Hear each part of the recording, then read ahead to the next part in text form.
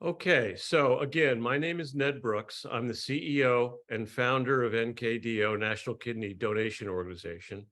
We're very pleased to have this opportunity to come and speak with you this evening on the living kidney donor experience.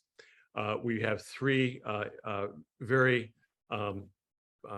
experienced panelists to join us, and the session notes that we'd like to make sure you're aware of are to use the Q&A to ask questions. The chat's been disabled, so please use Q&A to ask questions. And for higher video quality, just enter the Zoom as full screen. For those of you who are not familiar with the National Kidney Donation Organization, it started back in 2016 after I donated. And my feeling was that there's nobody who could speak to a potential donor as well as somebody who's already donated. We can talk with the authority that even the most experienced medical professionals cannot if they've not actually donated their kidney themselves. So with that premise, we started this organization. I met very quickly a band of like-minded folks who are very, very talented. And it's been a terrific ride as we have developed NKDO into the largest living kidney donor advocacy group in the country. We have about 55 mentors, all living kidney donors who work with donor candidates at currently 25 transplant centers, and that number continues to increase to help the candidates go through the process as smoothly as possible. Transplant centers, as those of you who had experience in this know, transplant centers are overworked and understaffed in many cases, and so it can be a bit of a frustrating challenge to get through the system. And we try to help out with that and smooth out some of the rougher edges. Tonight, I'm joined by panelists Keith McCullough, Trish Phillips, and Lynn Bolduc, who will share stories individually about their different donation experience. I'd also like to welcome Executive Director Lisa Emmett, who will facilitate the Q&A later. So just a quick background on my history. I was listening to a podcast by a fellow named Alvin Roth, a professor of economics at Stanford, and he created or helped create the algorithms that allow the kidney chain to be employed. And for that, he won the Nobel Prize in economics. I was so taken with the podcast, I knew at that moment that I was going to donate my kidney. And I did that at New York Presbyterian Weill Cornell in 2015. My kidney went to a young mother in Denver, and her father's kidney went to Hartford, where the last two transplants in the chain took place. And as I explained earlier, that started me on this journey. I'd like to start by introducing panelist number one, Keith McCullough. Keith donated 2017 at Brigham and Women's. And I'd like to have Keith tell us a bit about his story. Go ahead, Keith. Thank you, Ned. Good evening, everyone, and thanks for joining us. So at the age of 57, I donated one of my kidneys to my wife. And recently she celebrated the 5th anniversary of her transplant. Her lab results continue to be great, and overall things are going very well for her. But the story of how we got to that point actually started about 40 years ago. It so happened I was visiting some friends in Boston when I answered their phone while they were out doing some shopping.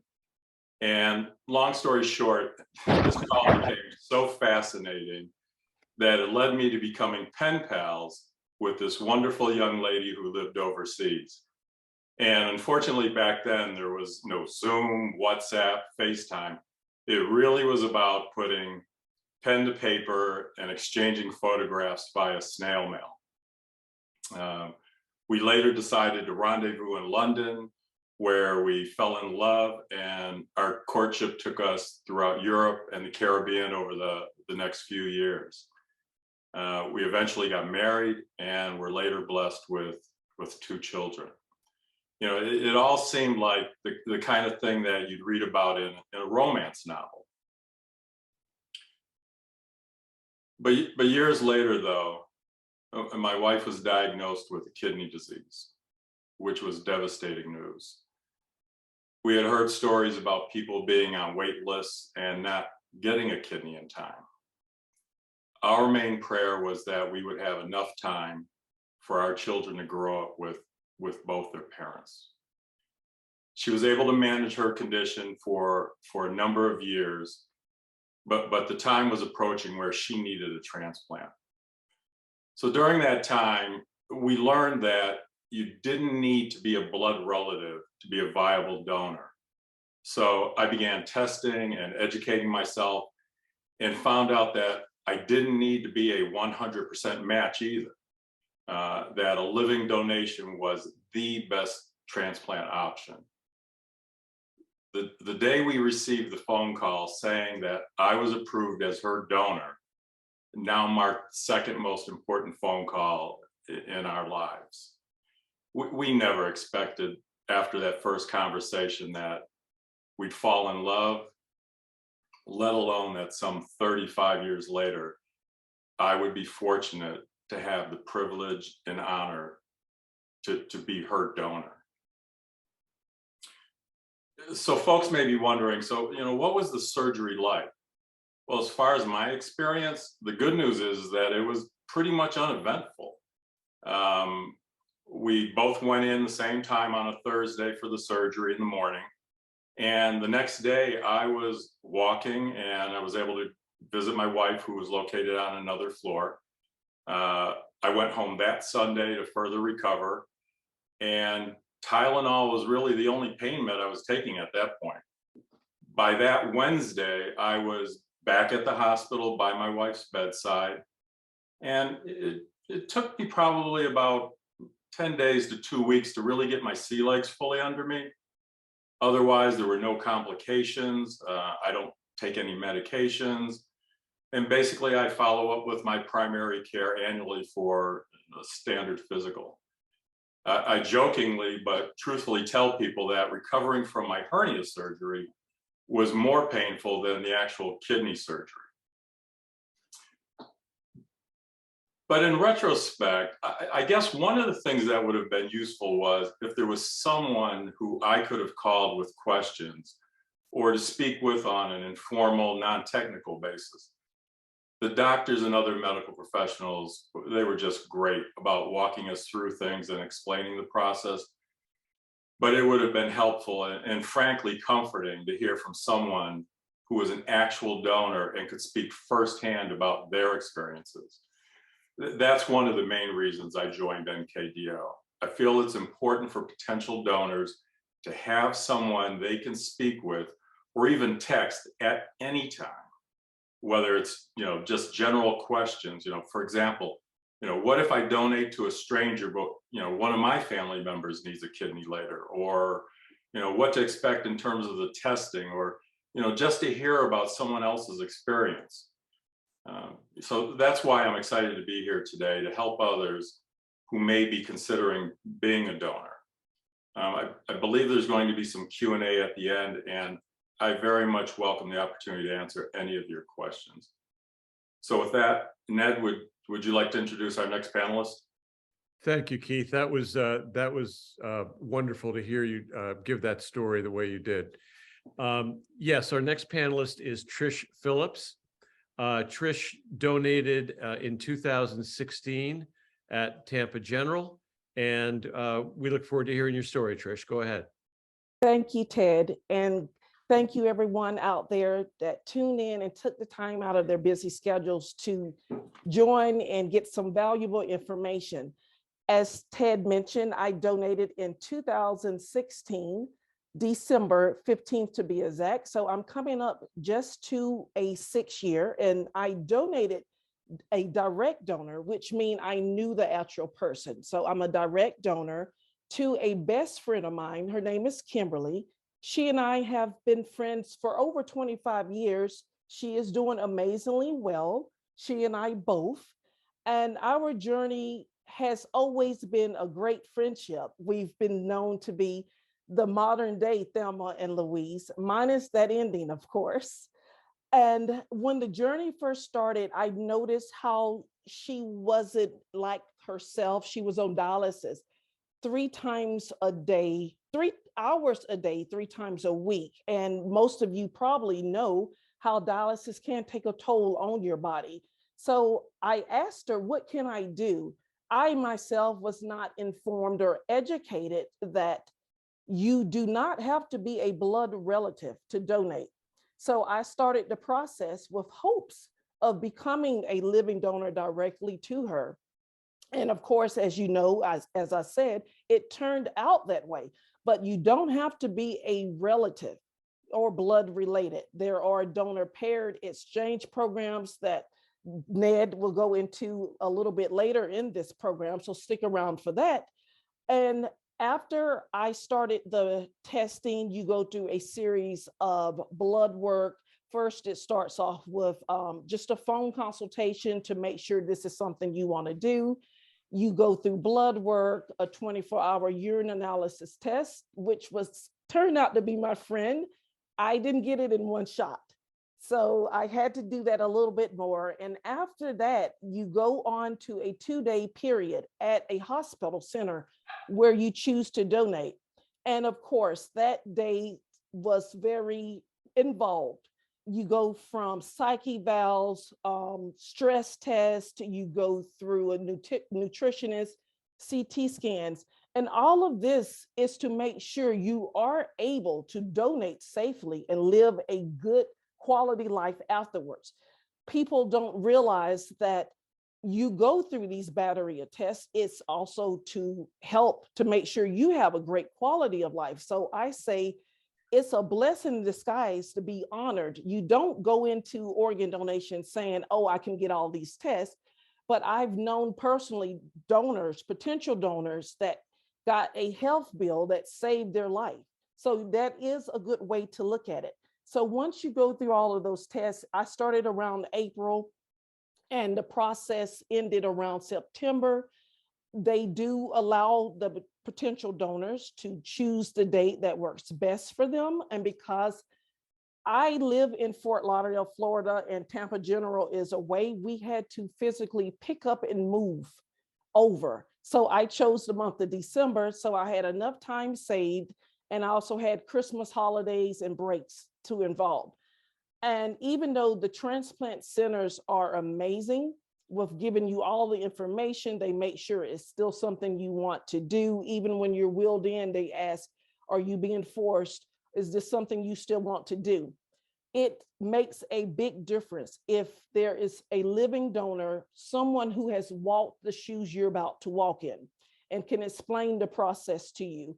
And it's even more important if the person looks like you, because you can explain things that may be a little bit different for you than it is for others. Of course, everybody's journey is different. As Keith mentioned, his was different from mine, and wait till you hear Lynn's. She's got a real good story. So it's great to have someone you can talk to.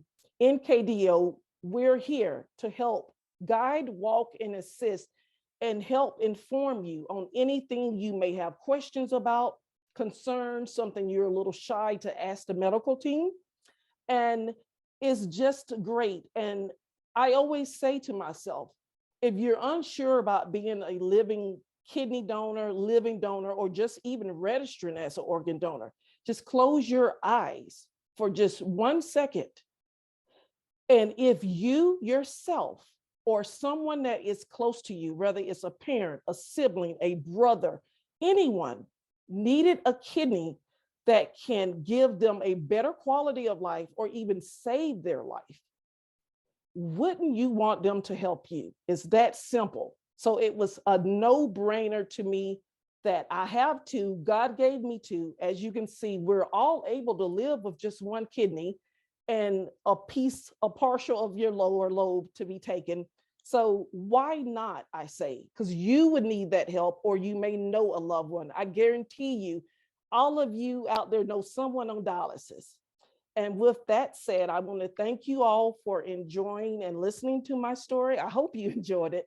And just know that I am here as well as the others to help, assist, and answer any questions you may have.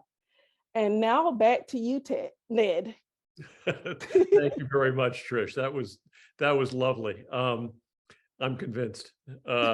Okay, our third panelist, Lynn Bolduc, is most unusual. I guess it was about a year and a half ago that I was talking with someone who had not only donated their kidney, but had also donated the lower a lobe of their liver.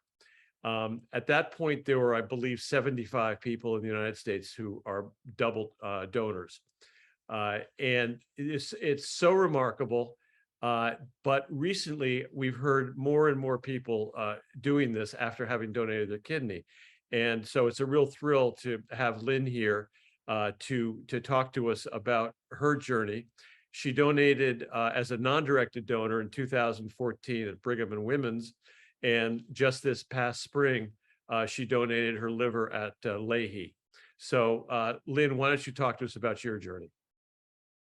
Thanks, Ned. So my story is a little embarrassing because it all started with Facebook. I mean, my daughter used to say that the reason that middle-aged women went on Facebook was to hook up with their old high school boyfriends.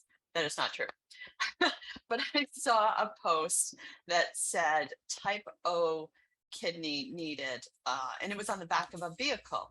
And I thought, I have type O blood. Maybe I could donate my kidney. But wait, the Red Cross had banned me from donating blood at the age of 19, saying that I had hepatitis.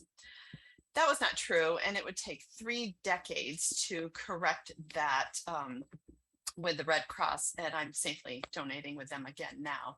But after that, I started to do some research. My husband was a regular blood donor, and every time he donated, honestly, I would go, grr.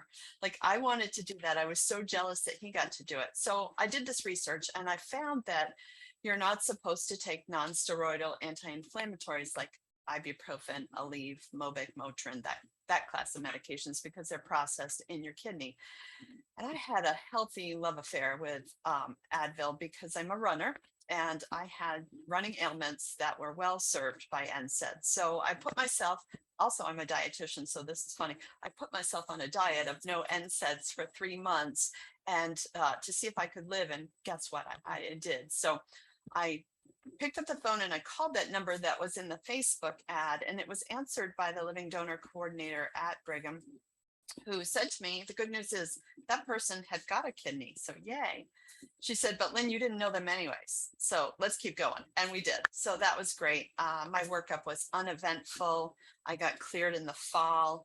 I got to pick my surgery date pretty much because I had some work obligations. So it was nice to know that I could delay my surgery to get over some work hurdles. And I donated on December 8th of 2014 in a chain. It was a very small chain. I had some chain envy. There were talk about really big chains in the media at that time, but my kidney went to a man I later would meet named Aaron in Cleveland at the Cleveland Clinic. And his wife, Marie, was not a candidate to donate to her husband, so she donated the next day. And that ended our very small chain.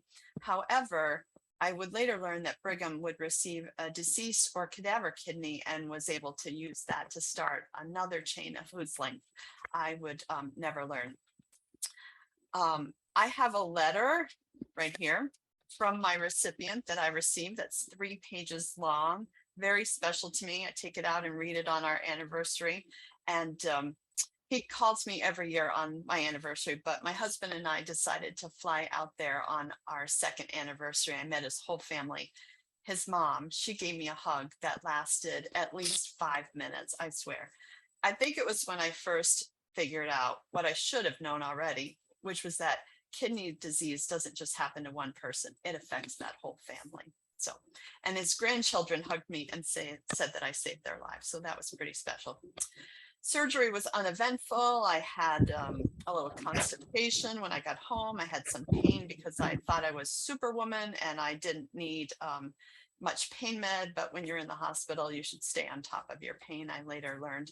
And I had some early sense of satiety or fullness that caused me to lose a few pounds, but unfortunately, I would gain those all back the next month. So I'm really excited. I'm a runner. I was able to get back to running, not as quickly as some people. They said I could start at 6 weeks, but by 6 weeks when I ran, I still had some tugging on my incision line. So I waited another week, still more tugging. And finally at 8 weeks, I was able to start with more running. And actually on my 6-month anniversary, I ran the Shipyard Half Marathon in Portland, Maine. I'm from Maine.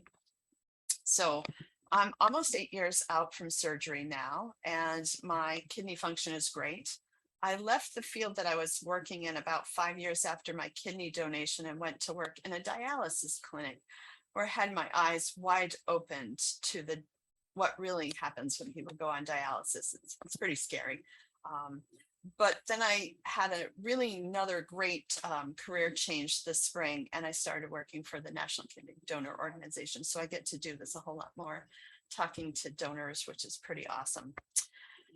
Something still felt like I hadn't done all that I meant to do, and I started to research donating my liver. And initially, it sounded a little scary, but it just didn't leave me.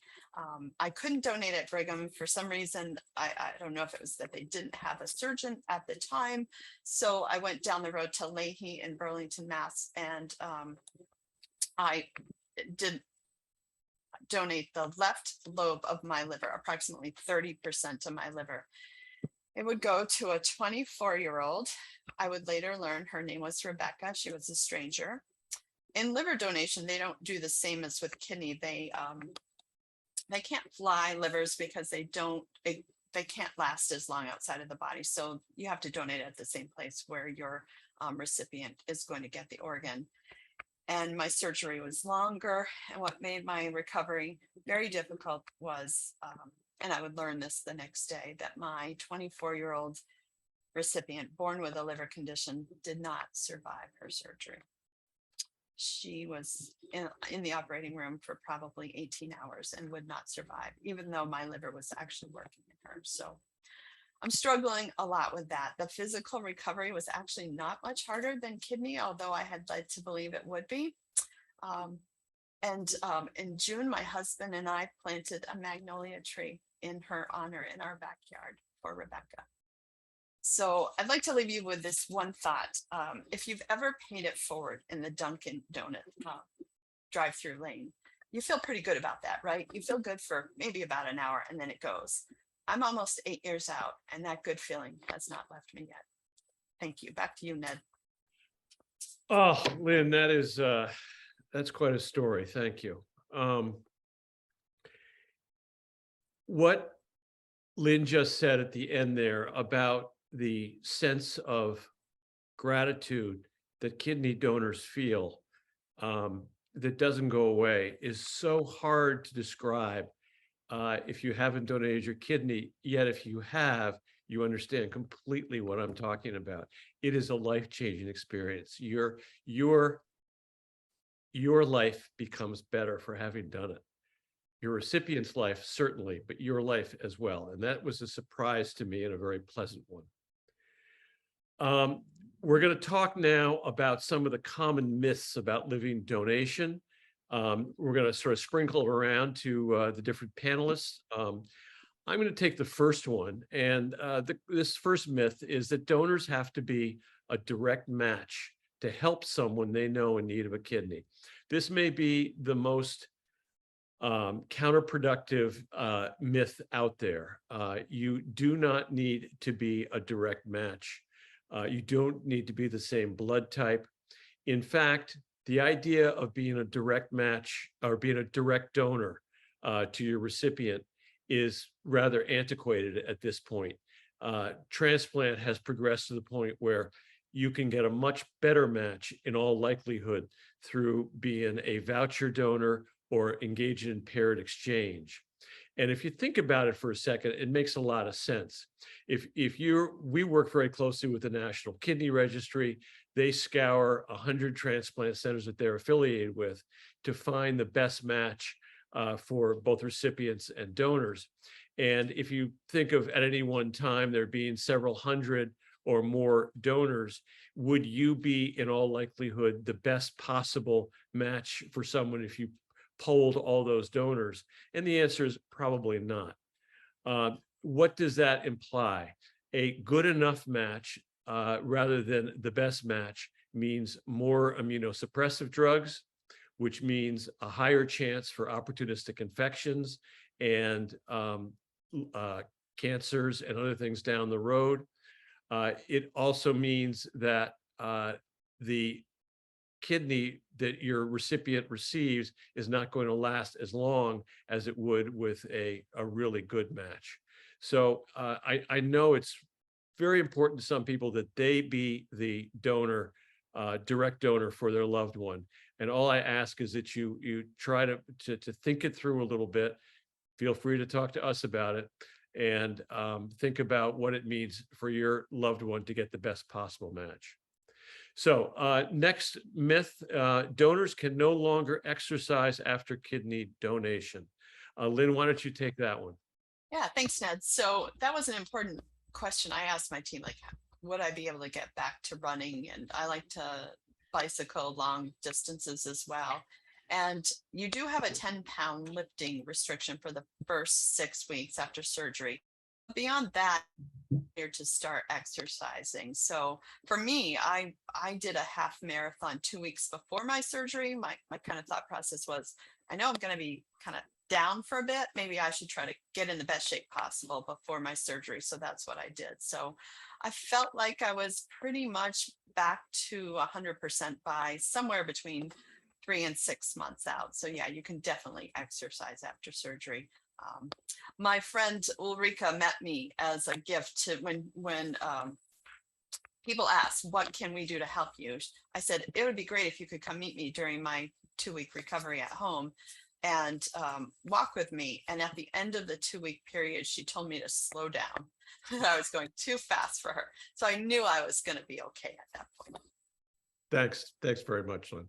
All right, next myth. Donors cannot drink alcohol after kidney donation.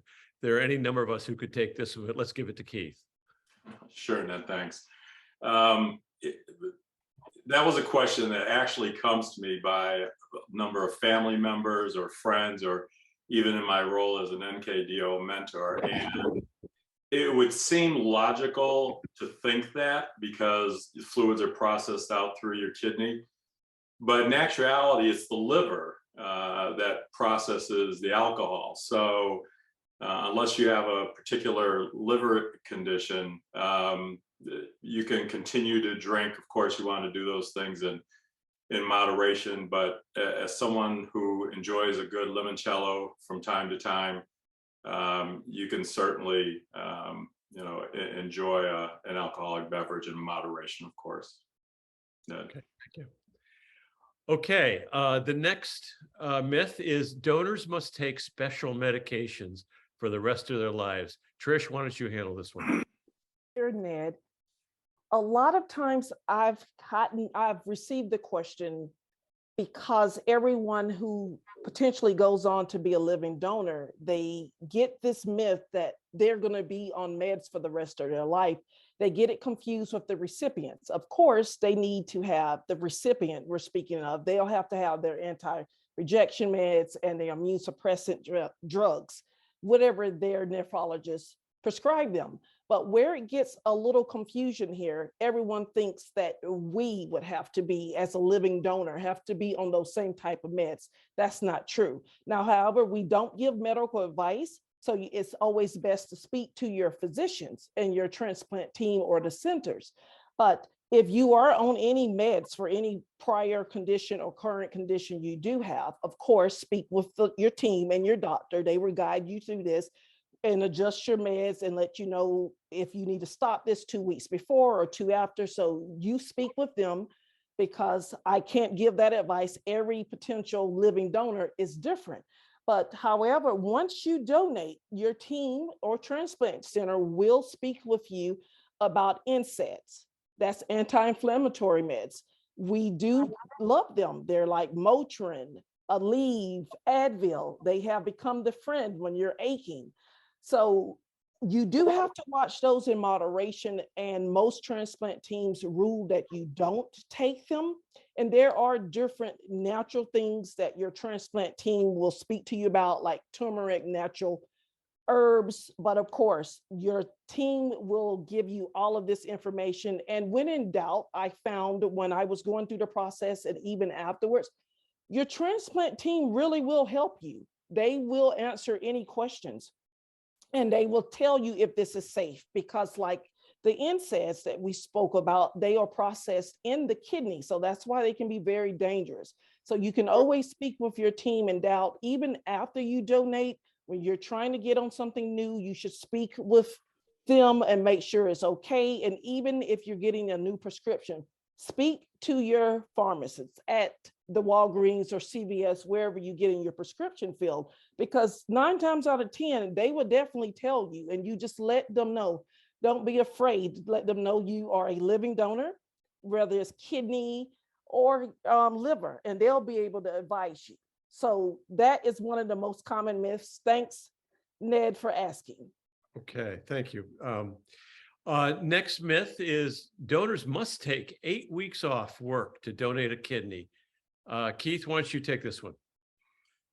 Sure. I think and talk about how work has changed over time.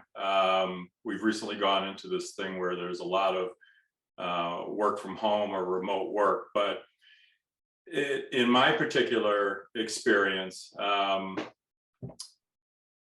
I had said earlier, probably within a week or 10 days to a couple of weeks, I really had my, full sea legs under me in terms of, traveling into the office and, commuting on trains and those types of things. But had I been doing remote working and whatnot, and, laptop type of access, most likely in a week's time, I would have been ready to be fully functional and focused, because in many cases, it's those first few days where you're really in the height of your recovery. Some people feel a little bit weak. We've heard other people describe their conditions, but generally after that first week, those sort of non-physically intense type of activities,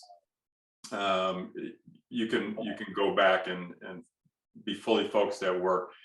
Of course, if you're doing, a physically demanding job, or you're in construction, or, something else that is really going to be physically tolling on you, then you're really going to want to work with your transplant team in terms of, when they think the proper time is for you to engage in those, very strenuous activities. But for normal day-to-day activities, whether it's remote working or traveling into an office, anywhere from, in my case, a week to 2 weeks would have been more than sufficient at that point. As a matter of fact, I was back at the hospital in 5 days, and when my wife returned home, I was her primary caregiver, along with doing my job over my laptop. And so, you can do a little bit of multitasking there.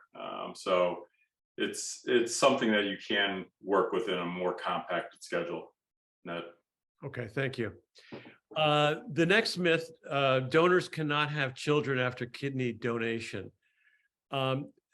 This is a common one, and I think it's a misunderstanding of the incidence of something called preeclampsia, which is heightened high blood pressure as a result of the pregnancy. And there is a natural occurrence of preeclampsia in something like, I'm probably not going to get this exactly right, but 4 to 6% of pregnant women. Whereas when you've donated your kidney, that number does go up to somewhere between 11 and 14%. That is an increase in preeclampsia, but it is a condition that is usually well managed by your physician and should not, donating a kidney should not be a concern if you want to have children. Right now, in our community, the NKDO mentors, we have not one, not two, we have 3 mentors who are pregnant and very much looking forward to having their babies. Next myth, donors cannot be reimbursed for lost wages and or travel expenses. Lynn, why don't you take this? Yeah, thanks, Ned. That is a myth. So donors can be reimbursed for the non-medical expenses. So it's important to know the medical testing is not going to be billed to you. But there can be other expenses like time out of work, travel to the center, meals eaten from home, childcare, pet care, that sort of thing. So donors can receive some assistance there. It could come from their recipient.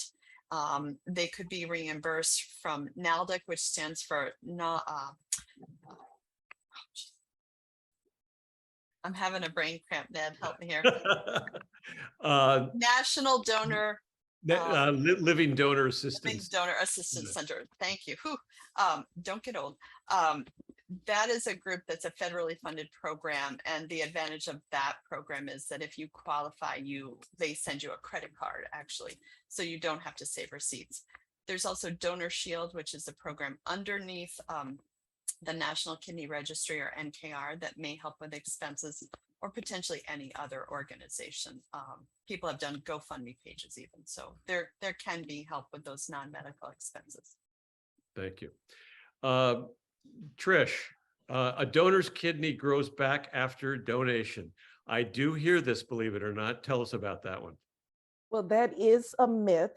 We were given 2 kidneys, and the one we donate unfortunately does not grow back itself. But however, the one that's left has been known and told by several transplant medical teams that it can expand. It helps with the filtration, with the bladder, and it'll start working as though you would have 2. But the one you donate does not magically grow back. Sorry, but it is still not a reason not to want to donate. You can live with just one. All right. Keith, only U.S. citizens or residents of the USA can donate in this country. Sure. It sounds on the surface like that would be the case, but in reality, and actually, there's a neighbor of mine whose sister traveled from overseas to come to see if she could be tested to be a viable donor. And so it is a myth. If you can arrange for someone to come over and they want to be a donor, or they want to come over and provide a non-directed donation, citizenship is not a requirement. And so, yeah, that definitely is a myth. Next question is, I'll take this because I'm of the age group. People over 70 years of age cannot donate. Some time ago, many of the transplant centers had age limits on the upper limit of who could donate a kidney. And it was based on pretty flawed estimates of people's health. That has pretty much gone away at this point. And the measurement that most transplant centers employ is what is the biological condition of the kidneys, how is their function, and what's the health of the individual? Can this individual tolerate donating a kidney? I donated when I was 65. I'm 72 years old now. I don't run because of my knees, but I do 120 push-ups at a time. I do all kinds of weightlifting and so forth, and I feel absolutely terrific. And I can't tell you how many other people I know at this age who have donated and feel great. The oldest person that I'm aware of who has donated in this country as a living donor was 82 years old. Next one is donating a kidney can shorten a person's lifespan. Lynn, why don't you take that one? Great. Yeah, that's absolutely not true. I think part of it, though, is that in order to donate your kidney, you go through, as some panelists have described, quite a rigorous workup. And so, and I think I've heard Ned say before, it's like the best physical of your life. So in order to get to donate, you have to be in really good shape. So we don't have a longer life expectancy, but we may be healthier than the general population. And so that's where that comes from. So it absolutely does not shorten your lifespan. Okay, thank you. And this last myth, donors are out of luck. They have to find their own donor if they ever need a kidney after kidney donation. This is not true. Whether you are donating through the NKR or through some other organization, UNOS, the United Network for Organ Sharing, has a special place for you at the top of the list for a deceased donor kidney. If you donate through the NKR as a voucher donor or a paired exchange, you are prioritized for a living donor kidney. So you needn't worry about whether or not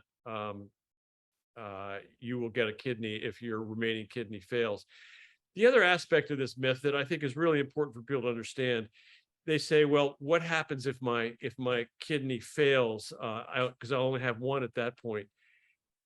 You got to understand that for most diseases that affect the kidney, they don't just happen to one kidney, they happen to both.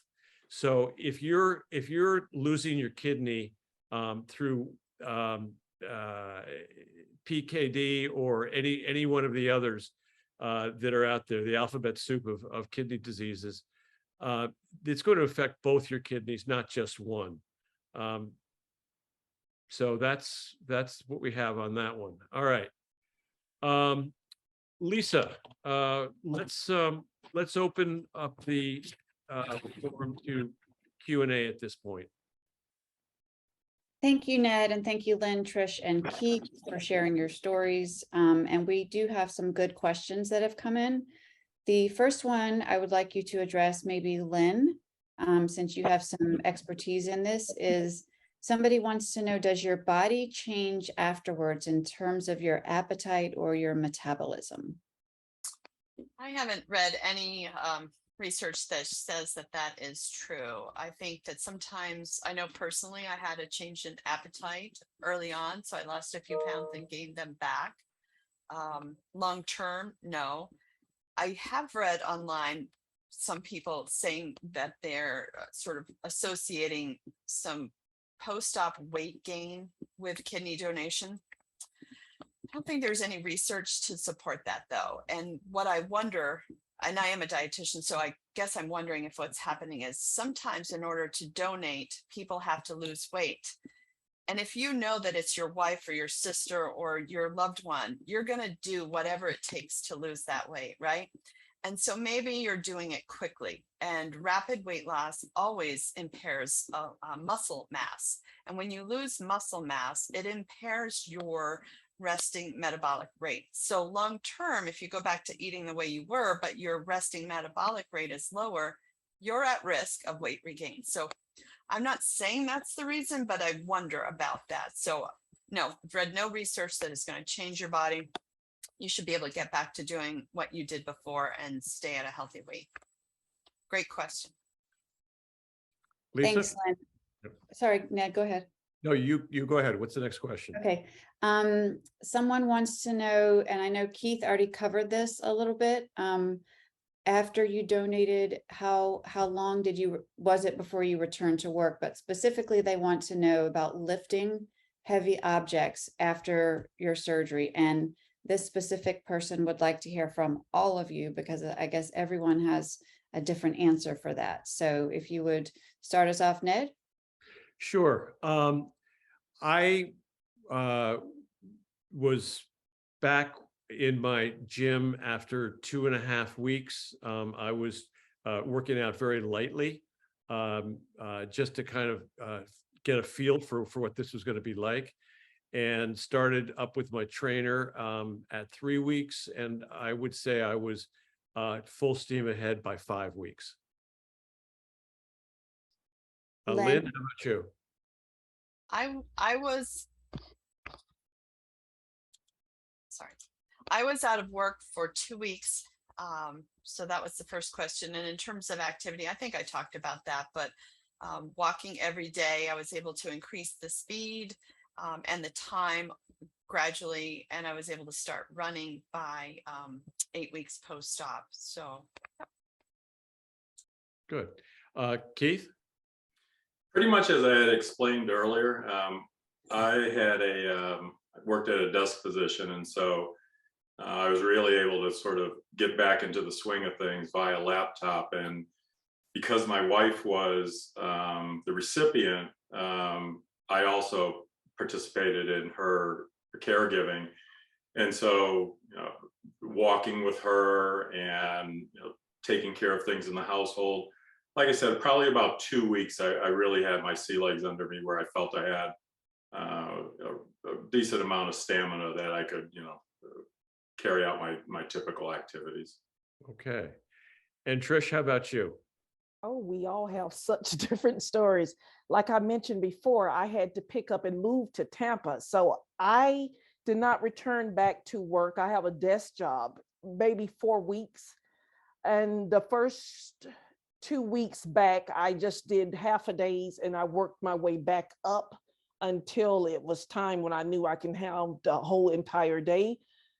And working out, it was just light exercise versus treadmill, elliptical machine. My transplant center was a little bit strict. They did not allow me to do any weightlifting or anything that they considered over 10 pounds because they did not want me to have a hernia. And I think that goes by your transplant center. But for the most part, I felt back to myself completely 6 months. Okay. All right, Lisa, what do we have next? Okay, I think this one is definitely for Lynn. This person wants to know, can you donate your kidney and liver during the same surgery? Oh, I don't know the answer to that. So I'm sorry, I can't answer that. I can't imagine how long that surgery would be. I'll share with you that my liver surgery was 10 hours. So, and then if they had to take my kidney too, wow, I wouldn't want to be under for that long. So I think you're going to have to start calling around and asking that question, but I've never heard of it. And I'm following multiple groups online and I've not heard of it. So the next, thanks, Lynn. The next person wants to know, is it better for me to travel to where my recipient is or for the kidney to travel? How long is a kidney viable outside the body when traveling? Lisa, I'll take that one.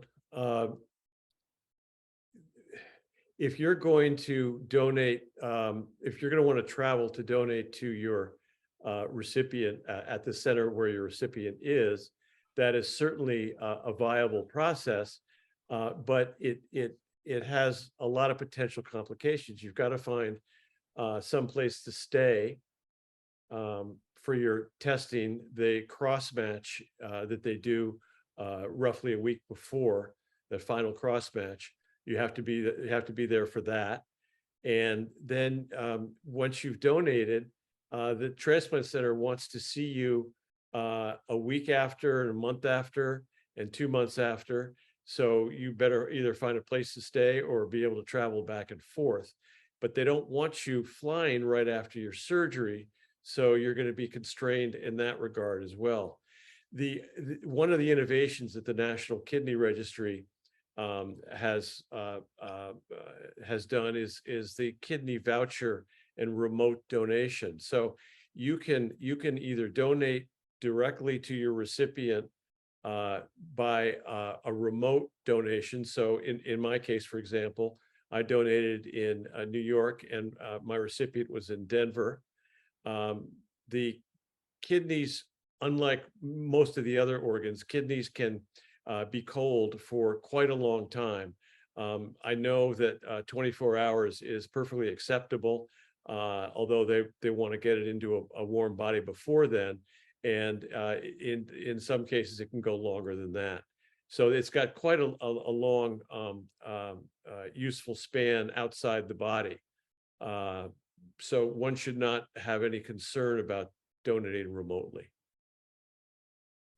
Lisa? Thank you, Ned.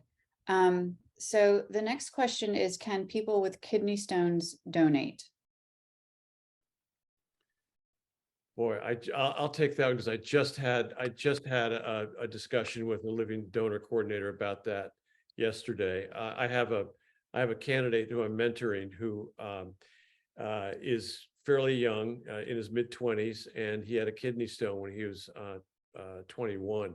It was a single stone, and he hasn't had any recurrence. And so I checked with the living donor coordinator and the doctor about whether he'd be eligible for to become a donor. And there is a set of criteria that I'm not qualified to opine upon with regard to different types of kidney stones. But what they will do is they will do an examination, and based on the result of their metabolic panel, they will determine whether that individual is safe to be a donor. Okay, thank you. I'll take this one actually, if I can. It says, will this recording be available for those who need a donor to share on Facebook or other media? If not, could it be shared individually with someone who is interested? That's a great question. This webinar is being recorded, and we will post it on our YouTube channel when it has been edited. And we're also going to share it on our Facebook. And if you registered for the webinar, you'll also get an email that it's ready to view. Okay, the next question is, this is a great one. Is there any assistance available for people who need to lose weight to donate?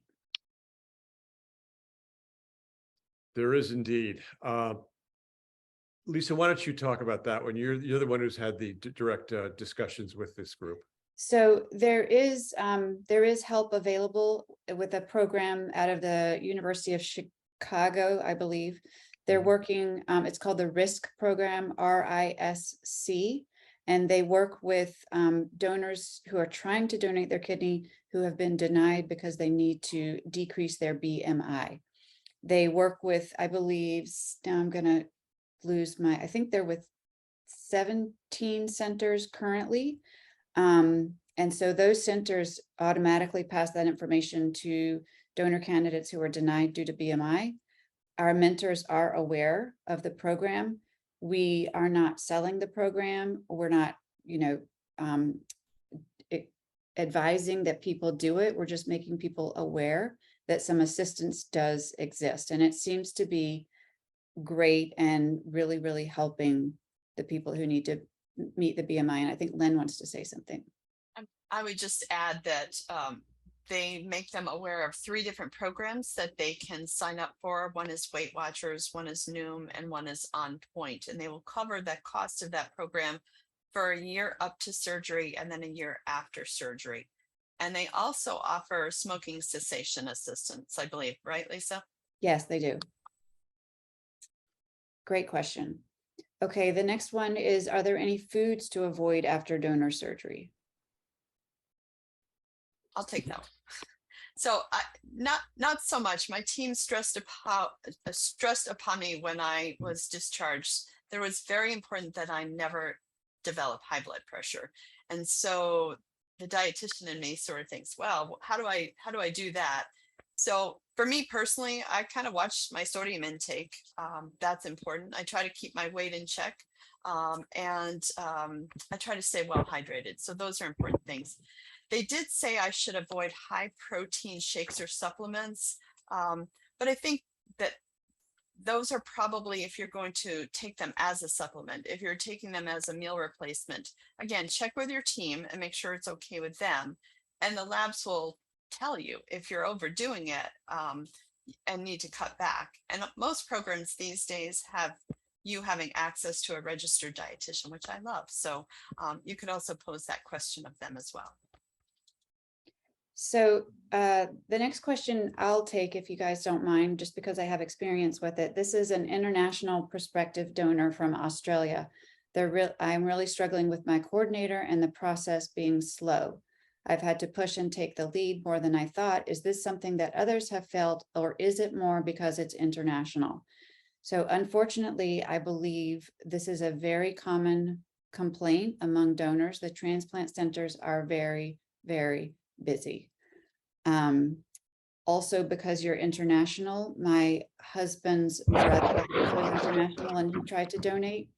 And it posed a few logistical roadblocks. So if you are not at a large center, I would recommend looking at a larger center. The larger centers in big metropolitan areas are generally much more equipped to work with international donors.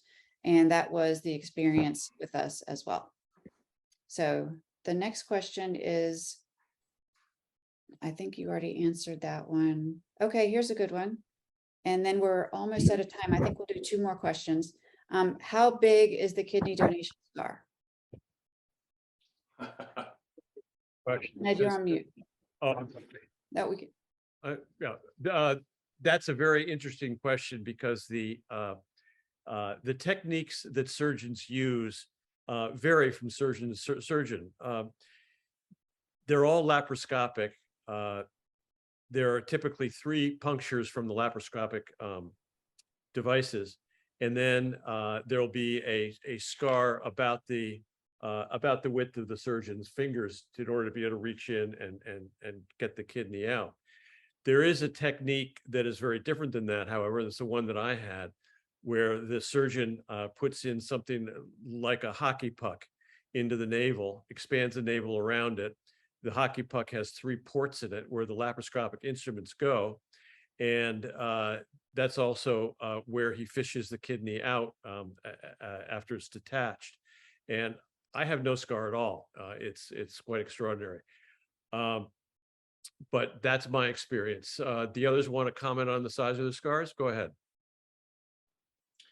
Pretty much as you said, Ned. The 3 punctures are to disconnect basically the ureter, the artery, and the vein, and then the larger incision is, in my case, and in most cases I've heard of, to manually manipulate and remove the kidney itself. But I found in my particular case, and I can barely find the scar. It's if I were back in the days where people wore bikini type swimwear, I'd be very proud to show my scar that doesn't show. All right, Lisa, how are we doing here? We're getting a little tight on time. We're getting close on time. So Ned, you can start wrapping up, or I can give you one more question.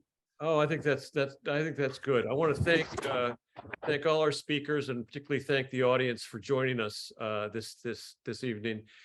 We ask you to follow us on social media. We're on Facebook, Instagram, Twitter, and most importantly, we ask that you become a member of NKDO. You'll get a link in the email tomorrow about how to do that. We have about 1,850 members of NKDO, and what that allows us to do is to have a greater throw weight when we're advocating against other organizations, institutions, government, not-for-profits, hospitals, whatever it might be, on behalf of donors.